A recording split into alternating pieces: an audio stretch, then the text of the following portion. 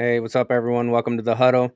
Paul isn't here to do the intro again, so we have to say this yet again because he's the best at it, and we can't even try to come close to how good he is at it. So we're just not even going to attempt it. Welcome everybody to the huddle, your weekly updates of other stuff that Paul usually says, and he wings it pretty good.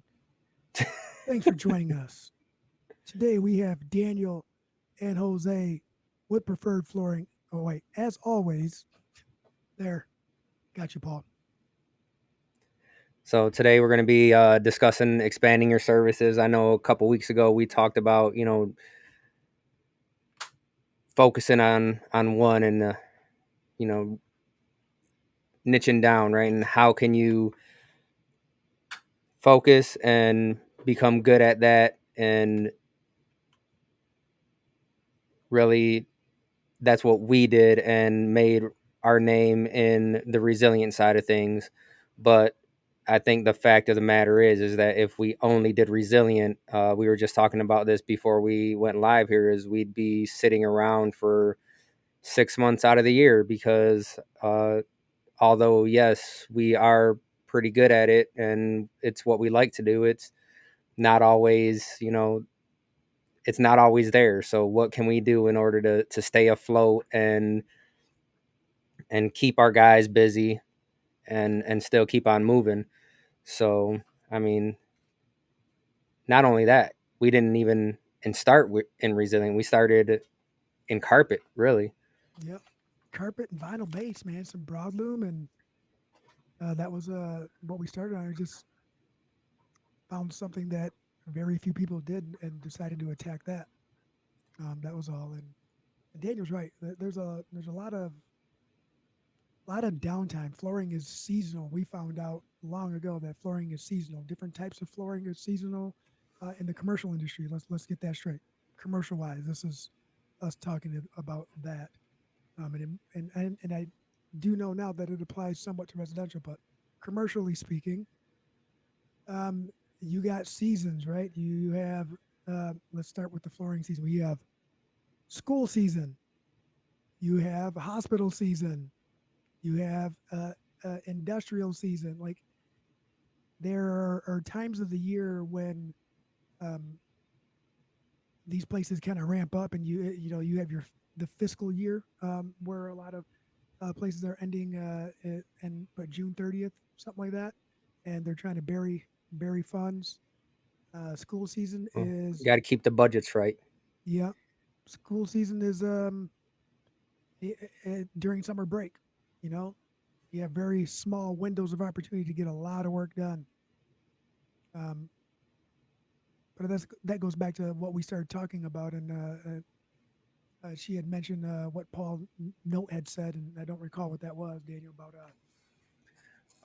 Making sure that you get training right and set budgets for yourself when yeah, you're looking at expanding your services.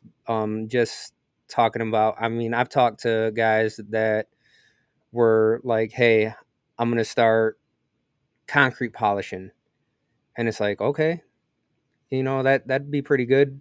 Are you going to be taking some classes? Because that's something that not you can't just go out there and think that you can polish concrete. There's guys that are very good at it, and you got to learn from some of these guys, and there's classes for it. But not only that, you're looking at equipment. I mean, the the guys that do our concrete polishing, their equipment is ridiculous. I mean, they they drive around with two grinders that upwards of $30,000, and that's just for the grinder. That's not the vacuums. That's not the generators. So it's like, how much are you going to actually spend to try and get started expanding your services? And right. concrete polishing probably, I mean, could it be one of those? Absolutely, but you're going to have to start small. Are you going to start just doing concrete polishing in garages, right? In basements, something like that. But because you're not going to be doing these huge jobs where it takes hundreds of thousands of dollars worth of tooling to go in there and do right off the bat. So it definitely, Paul is right. You got to set your budgets and make sure that you're setting yourself up for success by getting the training, right? We're all about training on the huddle, so there's no surprise there. But yeah, you have to get training. Yeah, educating yourself to what steps you need is very important. And and when you mentioned the buffers, like or the grinders, I'm sorry, the grinders at $30,000 for one unit, and that's on a very small scale. That's not a it's not a very large unit at all.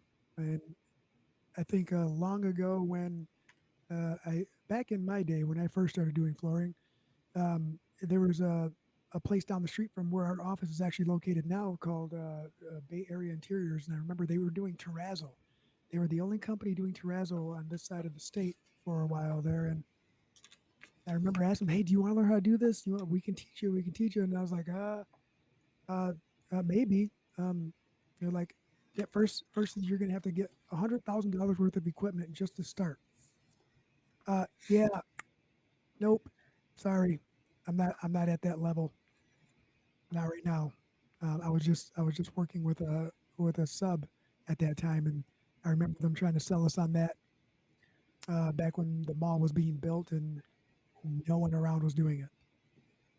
I mean, you look at the airports, and it's very prevalent in airports. I was at a meeting a few weeks ago, and met the guy that does the buying for the airports, and that's what he was talking about. He was like, that was his first question to me. Oh, you do flooring? Do you do terrazzo? I said, nope. You want terrazzo? You have a choice of either. And then he named two companies. I said, that's all you got. He Yep. said, yeah, I know. I said, and that's all you're gonna get unless you go out of state. He said, there's one more company over by Detroit that does it, but other than that, yeah, there's two companies in Michigan, or three companies in Michigan, and then that's basically all you get for terrazzo. But I mean, it is very labor intensive. So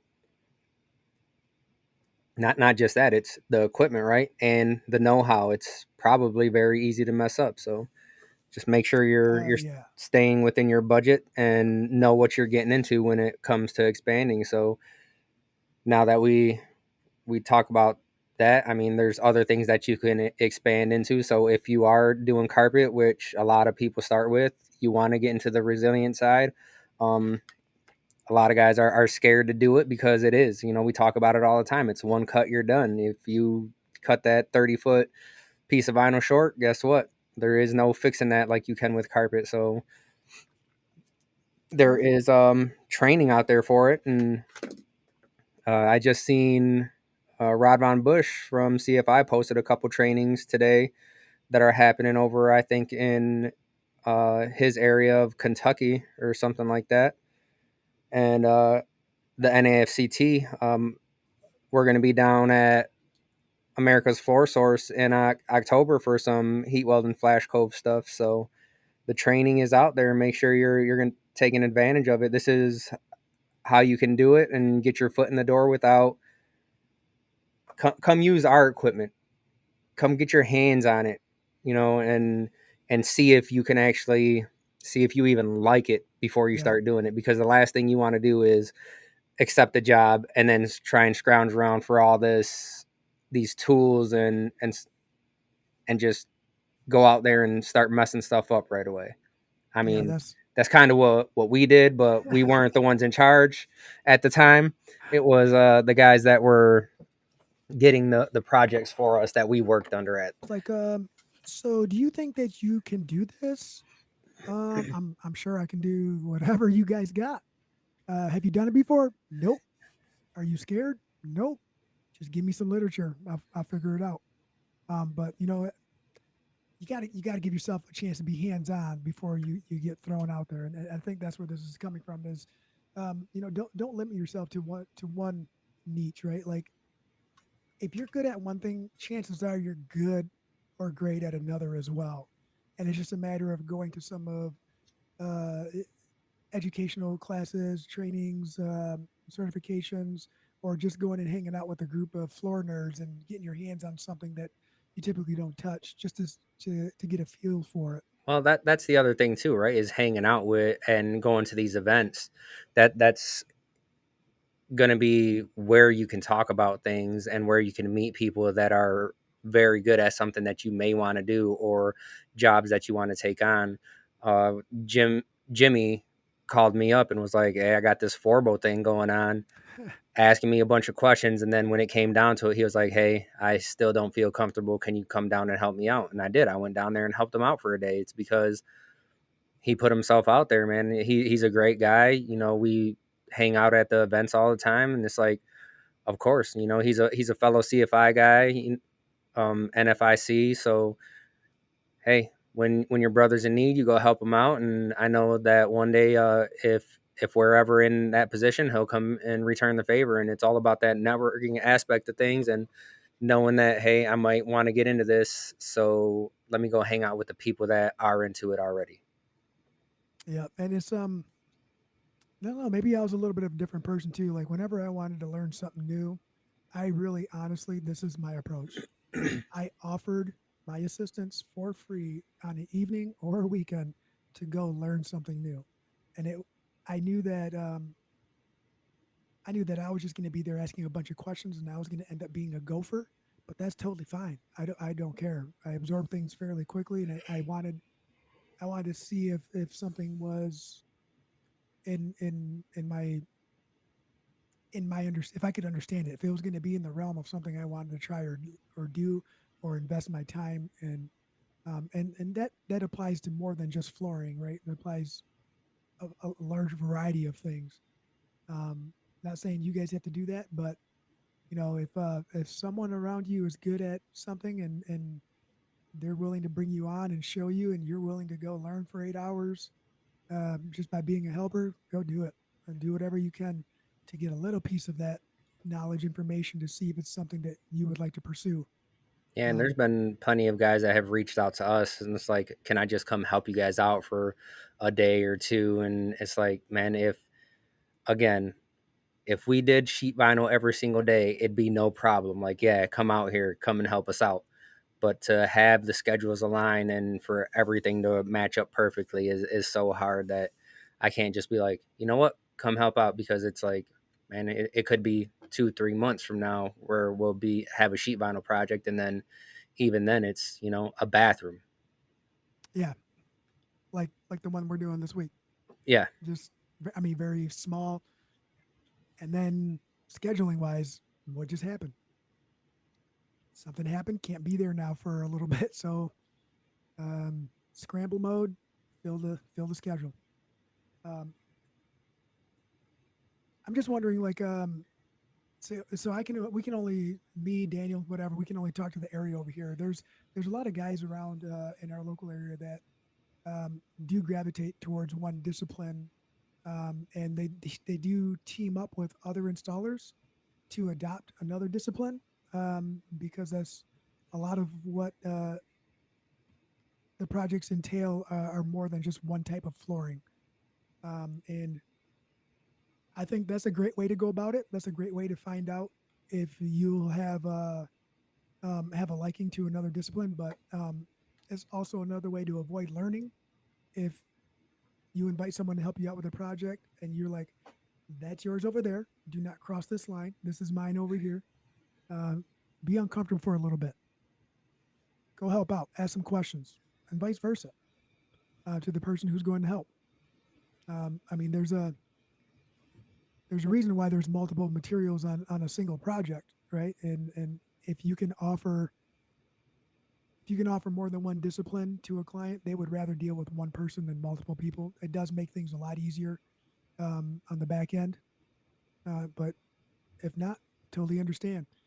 Um, and if you're one of those people that are comfortable offering a service that you have no knowledge on, man, you better keep your fingers crossed and good luck. Um, I will give you that little bit of advice. Right, because even going from commercial to residential or residential to commercial, it's completely different world. I mean, we know residential guys that will only do residential, and commercial guys that will only do commercial, because residentially, that's where you make your money, and then you go to commercial and you're like, how can you even make money here? And that's what commercial guys say about residential. It's like, It's a comfort thing. And we keep talking about installations and hands-on stuff, but you could always expand your services in the industry to beyond just being an installer. There's if you're good at something, you can go help train. You can, I mean, is there a lot of money to be made in that? Probably not the best money, but How you about can. we say not yet?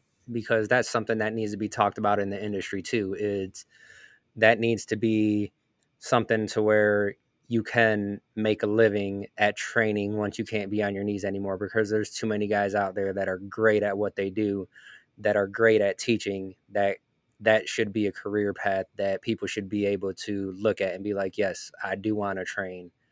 I mean, look at what John Steyer's doing. That dude is ridiculous when it Dude, comes to what he's doing with training right now.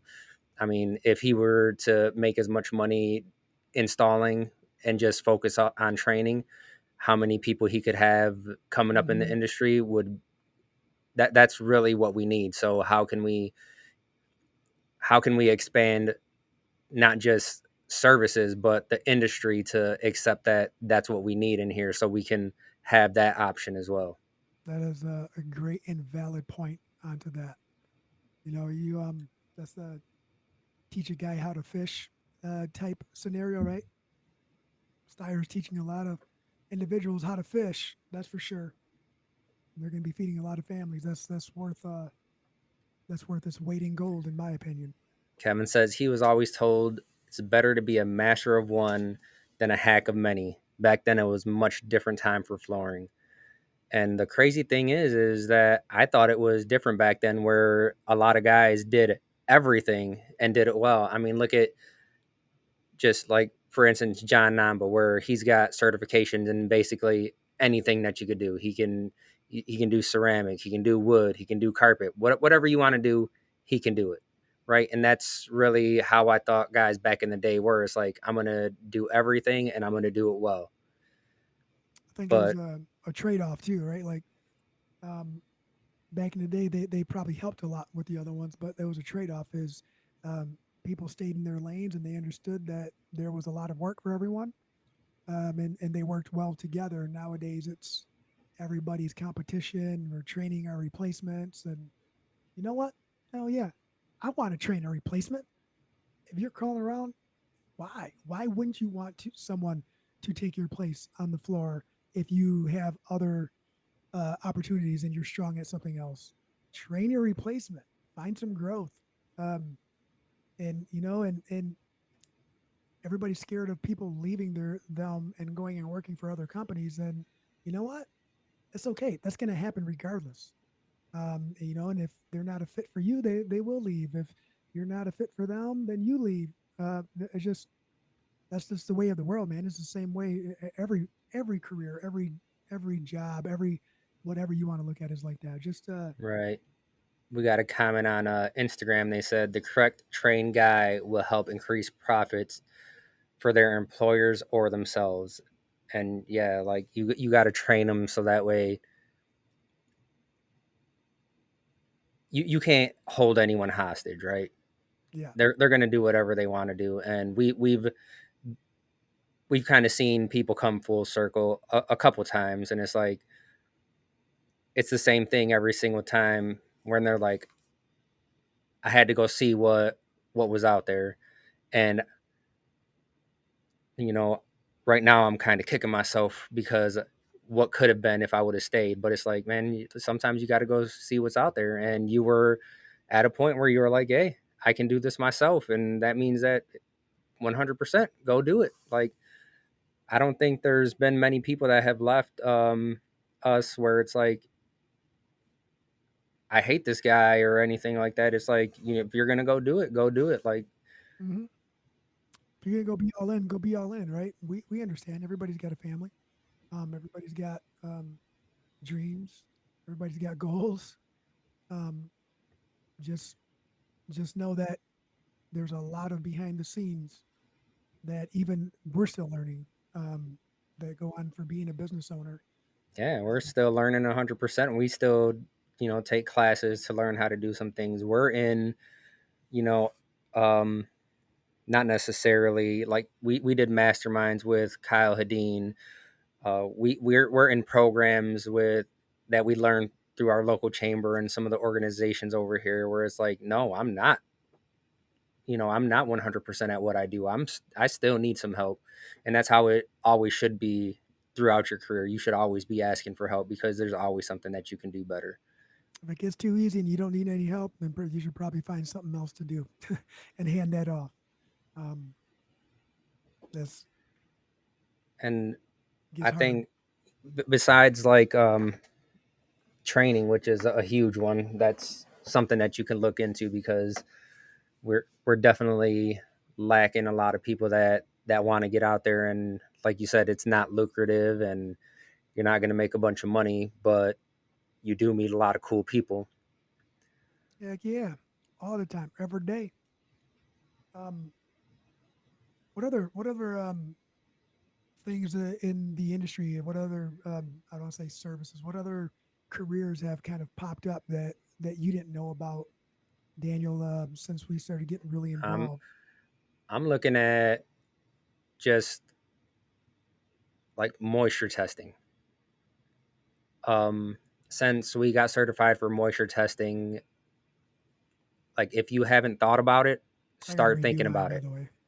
What's that? I got to redo mine, by the way. Oh, they have you can redo it at you can redo it online, but if you wanted to wait, you can do it at CFI convention. I think there's an amount of time that you have to do it in between though, so you got to see when it expired and then Yep. so. But I mean, just moisture testing in general, the the amount of if you really went all in and just pushed out there that you did moisture testing and went to all these GCs and was like, this is a service that I offer. Everyone needs it, whether they want to believe they do or not. Everyone does. Um, you get your name on that list. I got calls from a job in Ohio, and then you throw out pricing, and it's not cheap because that travel time, right? But I mean, I've done a couple jobs for a contract. I don't remember if they were out of state or if they were in state, just on the other side. I think they were over by Detroit somewhere. But like doing um, big chain stores, we're talking 20,000 square feet, and they're like, we need you to go do some moisture testing. I shoot them out a price. They're like, all right, go do it. I'm in and out in 2 days, and I mean it's a good chunk of money that can be made. And I'm doing everything myself. It's not like I have a couple guys there or anything. I mean, it definitely Right. helps. Don't And get me technology's wrong. come a long way on that too. I mean, there's other, like you just mentioned, the east side of the state, which when we talk about that, we're talking a 2.5 hour drive minimum. There's a lot of collaboration going on between different manufacturers, and they're teaming up to make things a lot easier in the flooring industry too. And it just Right. happens to be uh, one of those people, one of those companies is here. Floor Cloud, 100%. Floor Cloud is actually, we just put it on one of our projects and it's doing a great job. I'm able to go to the GC and the architect and say, hey, man, we're monitoring things in real time and this is what's going on. And you have to get these numbers down or else these products are going to fail. And to have um, a credential behind your name that's like I'm not just doing this to tell you this is what's happening, like I'm trying to make some extra money. No, I'm trying to tell you these things so I don't have to do anything extra and things aren't going to fail. You're essentially protecting their best interest, the client's best interest, the flooring company's best interest. Um, and that's one thing you can spiral into that. People Right. go, I'm only going to do moisture testing. I'm only going to do. Recently, went and got took an inspection um, class with NAFCT a few weeks ago down in Georgia for a week. Um, I mean, it's just things like that because I know that getting older and you can't be in denial, right? It'd be nice to have options as your career progresses, Right. and that goes with the discipline and what you know a little or a lot about for installation, and what you know about running a business, what you know about helping a business, people management. There's a lot of different things to think about. But honestly, man, like if you are gonna think about something, moisture testing is one of those things that you should be thinking about right now, and especially partnering with Floor Cloud. I'm actually gonna go ahead and play their video right now because they're 100%, they're great. Real-time monitoring of your job site conditions via desktop or mobile device. No more manual checking for temperature, humidity, or even dew point. No need for base stations, Wi-Fi, or external power sources. Simply scan the QR code on the front of your sensors and you're up and running with the most accurate and innovative site monitoring system in the flooring industry. Dispatch your crews with confidence and reduce your climate-related installation issues. Floor Cloud. Now you know. Now you know. And over here on Instagram, they're saying that it doesn't have to be just specialized training for certifications. They feel that everyone needs to be trained on fundamentals and specifications. And when I was in, one of my first certifications, that's kind of what I was saying. And I'll never forget. I just talked to him the other day. It was William Thornton with Tarket Sports, and just going into it, and a lot of it was the certification, and he kept on going over things, and he's like, it had to do with concrete moisture testing and all this stuff. And he was like, but you guys don't need to know about this. But you guys don't need to know about this. It's like 100% we need to know about this, man. It's like we're the ones that are on the ground. We need to know about all of this. And I think that's the issue, is that people think that you're just a flooring installer. You don't need to know about any of this, when really we're the ones that need to know about everything. So we're one of those areas where we're just undervalued. And they don't, I don't want to say they, right? Like, listen, you should know about everything. You should know as much as you possibly can about whatever career you choose, about every aspect that you want to know about. Anytime that a lack of information can hurt you, you should know. But getting back on the topic of inspecting, I've been to, and especially with the NAFCT, Paul's an inspector, so I've talked to him quite a bit, and he's talked to me and has talked about, going that route when it comes to expanding services too.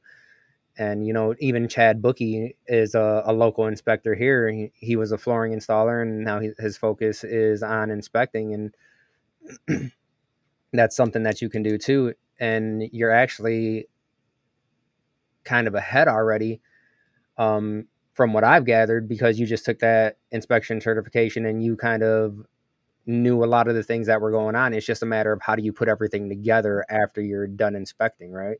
Right. So, and I'll be honest, like, whenever I'm going to a class or going to a training certification, I'm always a little like, what are we talking about? What are we studying? Do I need to study any literature? Right. Because I don't do it every day anymore. I'm not on the floor every day, and I don't know what I'm missing. Um, I don't know if I'll miss anything, but I'm always a little nervous going there. And we went down there, and it's just like they started talking and videos and all the information. Everything was like click, click, click, and I was like, oh, okay, yep. I guess I have been doing this long enough to retain some information. Now, after you went through that class, do you think that it's feasible for someone like pretty new to go through it and come out like knowing what to do, or should they be in it for a while? I would. It's feasible from a document standpoint, right? Like they have all the questions or all the answers to all the questions listed somewhere in some place. But if you have some knowledge on how to navigate through the industry, that's going to help you out way more than a textbook. I mean, you don't want to say this is what I do, this is what I specialize in, but you're going to need 6 months to write a report, right? Because you don't know the information. That's where that's going to be. And You that's don't one of know. those things that we talked about too, right? It's when you're talking about expanding your services, make sure you're expanding not only into like these things, but making sure that you know how to use a computer. I will Like, say, we'll say it gets easier. I mean, even Andy McWilliams went from installing to a technical role, and he was like, the hardest part is learning how to use a computer, learning all the programs, and how to put documents together. So, I mean, That is not down the easy. line, it's going to have to happen. You only got so many miles on your knees, guys. So, what are you going to do to offset this thing? I wish there was And more people interacting today because I would like to know their thoughts on that. Like, you know, where have they found success? And I'll go to Ken Ballin, right? Like, he was good at what he does, but he's also spun off and done a couple things of his own that um, we don't know how it is, but hopefully it turns out to be very lucrative for him, right?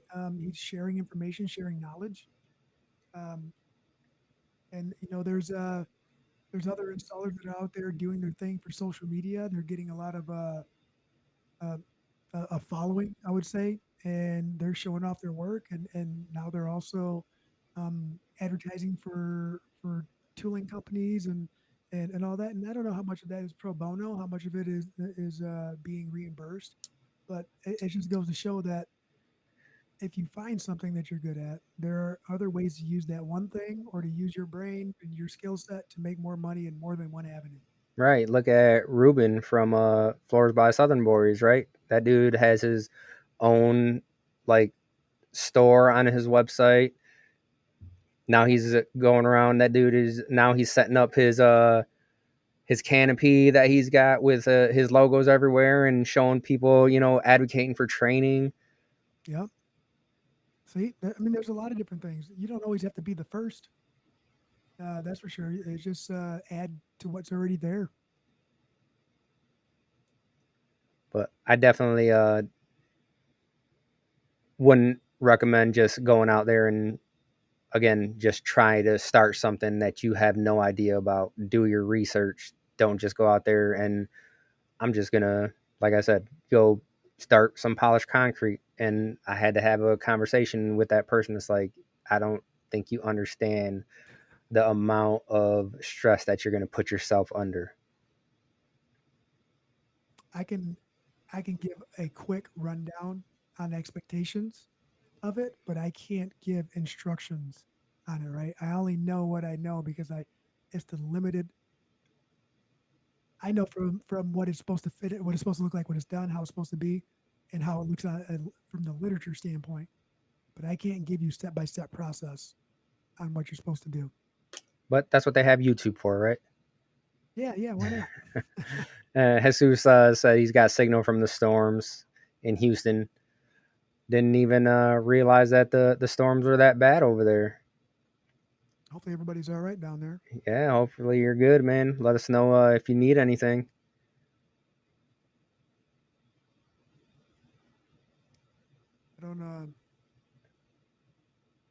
I don't really know what else to add to that. I mean, everybody's got to Well, find their own niche. Everybody's got to find out what else they're good at if they're trying to expand into something. well, yeah, but I mean, just like people ask us, like, why don't we do ceramic, right? Why don't we expand into ceramic? And my answer is, I'm already good at what I do, and we've already expanded our services to include other things. Like, we're already good at carpet, we're already good at resilient. Ceramic is another beast. Wood is another beast. I Right. don't want to be an all encompassing that just gives you areas where you can partner up with people. Yeah, there's somebody out there that's got the years of experience and training and certifications required to do a phenomenal job for you, with you, however you want to look at it. Um, and if they're expanding, they want to learn what you know, then help them out, and I'm sure they'll help you out. Yeah, and like it don't have to be anything huge. What we're talking about is you can get an inspector kit, and I know Chad said that he drives around in a Tesla, so he doesn't. You don't need anything super huge or a huge amount of tools or anything. When I go do moisture testing, it's basically in a box in a few boxes that I can fit in the back of my truck. And they look pretty cool because they're all Milwaukee boxes, not biased or anything like that, but pretty sweet setup. Pack Out Nation.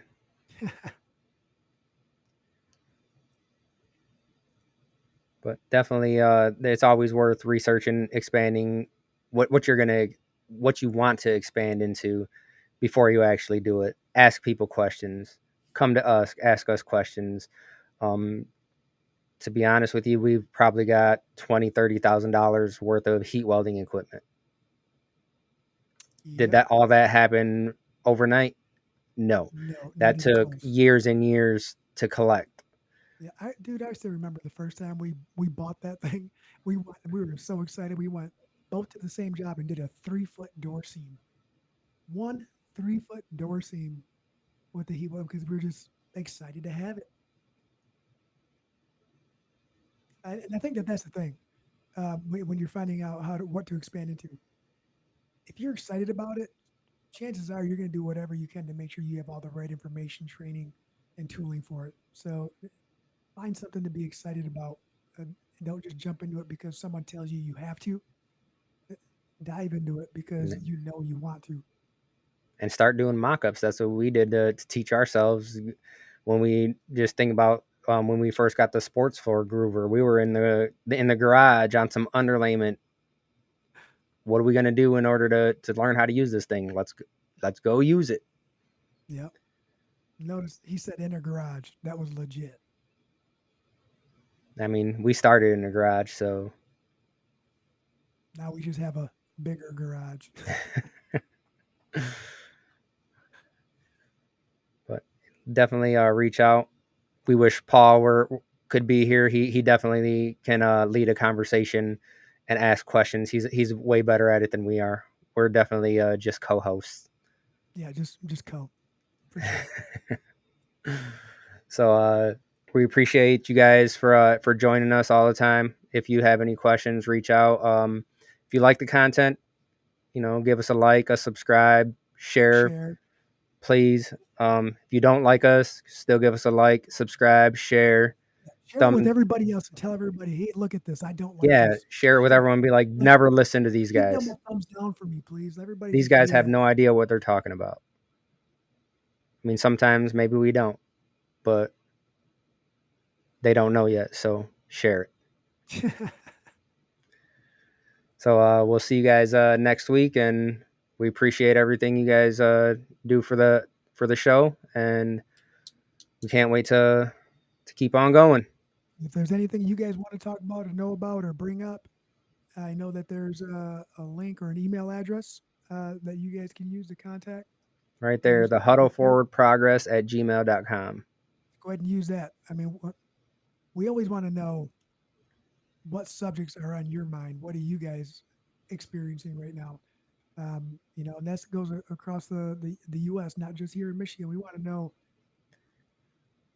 what is going on in the flooring world. And until next time, see ya.